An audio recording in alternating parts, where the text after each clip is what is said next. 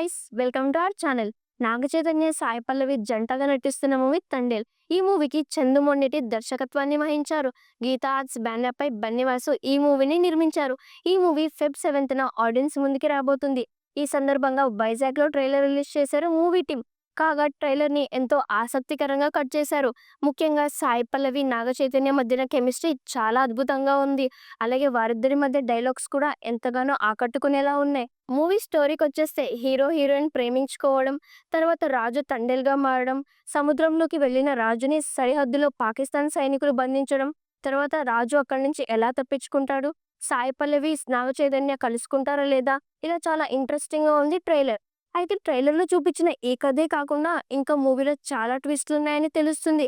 ఈ మధ్యన ట్రైలర్‌లోనే కథ మొత్తం చెప్పేయడం కామన్ అయిపోయింది. ఇది కొన్ని మూవీస్‌కి అడ్వాంటేజ్ కూడా. అయితే ఈ తండేల్ ట్రైలర్ మూవీకి బజ్ తీసుకొస్తుందా? మూవీకి ఓపెనింగ్స్ ఉంటాయా లేదా? అనేది ఆడియన్స్‌కి ట్రైలర్ నచ్చిందా లేదా అనే దానిపైనే ఆధారపడి ఉంటుంది.